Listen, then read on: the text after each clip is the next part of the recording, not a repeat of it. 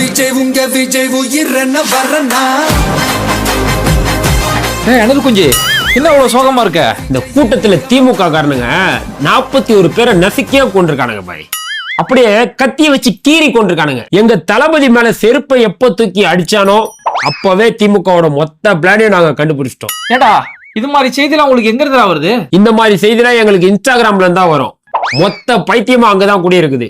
அதுக்கு பேர் தான் விர்ச்சுவல் வாரியர்ஸ். அடே அங்க செருப்பு தூக்கி அடிச்சது விஜய் அவமானப்படுத்துறதுக்கு இல்ல, விஜய கூப்பிடுறதுக்காக செருப்பை தூக்கி அடிச்சாங்களா? புரியலையே. அதாவது மாநாட்டுக்கு போலீஸ் கிட்ட எத்தனை மணிக்கு பர்மிஷன் கேட்டிருந்தீங்க? 3 மணி. விஜய் உங்களை எத்தனை மணிக்கு அங்க கூப்பிட்டு இருந்தாரு? 12 மணி. சரி, விஜய் எத்தனை மணிக்கு அங்க வந்தாரு? 7 மணிக்கு.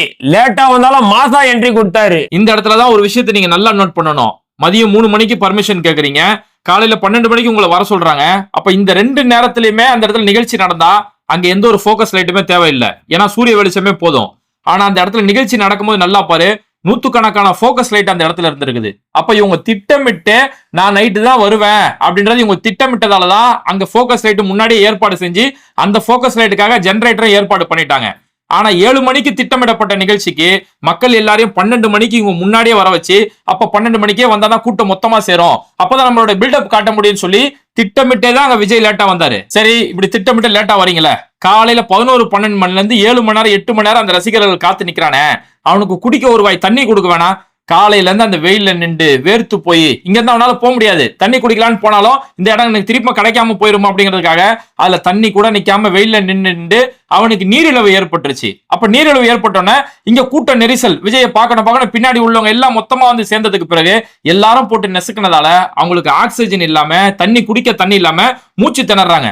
அப்போ விஜய கூப்பிடுறாங்க, அண்ணா எங்களுக்கு மூச்சு வரலனா, அண்ணா 10 பேர் சாவறாங்கண்ணா, அண்ணா எப்படியா காப்பாத்துனா, அண்ணா எங்களுக்கு வழி விடனா, ஆம்புலன்ஸ் ஏற்பாடு பண்ணான்னு சொல்லி கத்துறாங்க. ஆனா இவரோட காதுல உள்ளாம திமுகவை அழிச்சு காட்டுவேன் ஒழிச்சு காட்டுவேன்னு சொல்லி சினிமா பஞ்சில எல்லாமே இங்க பேசிட்டு இருந்தாரு. அப்ப நம்ம இவ்வளவு கத்துறாலும் இவர் இந்த நேரத்துல கூட அரசியல் பண்றாரு, நான் சாவும் போதே ஒரு அரசியல் பேசிட்டு இருக்கிறாருன்னு சொல்லி விஜயை கூப்பிடுறதுக்கு அவங்க வேற எதுவுமே இல்ல. அதோட கையில கிடைக்கக்கூடிய தண்ணி பாட்டில், விஜய்க்கு ஆரத்தி எடுக்கிறதுக்காக கொண்டு வந்த தேங்காய், அப்புறம் விஜய் வேற வழி இல்லாம விஜய் திரும்பி பார்க்கலனதுக்கு அப்புறம் தன்னோட காலில் இருக்கக்கூடிய செருப்பை கூட எடுத்து தூக்கி அடிச்சு அண்ணா பாருனான்னு சொல்லி அவன் கத்துறான். ஆனா கடைசி வரைக்கும் அது ஒரு எதையுமே பார்க்காம தொடர்ந்து அரசியல் பேசிக்கிட்டே இருந்தாரு. யாரு செருப்பையும் தண்ணி பாட்டிலையும் தூக்கி அடிச்சாங்களோ அவங்க இன்னைக்கு ஹாஸ்பிட்டல்ல சொல்றாங்க, நாங்க கூப்பிட்டோம் அவர் காதுல உழுவல, அப்புறம் கையில கிடக்கிறதெல்லாம் தூக்கி அடிச்சு இங்க பாருங்கன்னு சொல்லி அங்க பாதிக்கப்பட்ட மக்களே இன்னைக்கு பேட்டி கொடுத்து உங்களை நார அடிச்சாங்கடா. ஆனா இவ்வளவோ நடந்து இவ்வளவு ஆதாரங்கள் வெளியில வந்துருச்சு. இன்னைக்கு நீதிமன்றத்துல ஜட்ஜும் காரி துப்பிட்டாரு. இது எல்லாம் நடந்தோம் இன்னும் திமுக தான் நெருக்கிட்டாங்க, திமுக சதி பண்ணிட்டாங்கன்னு சொல்றீங்களே, நீங்க சங்கிகளோட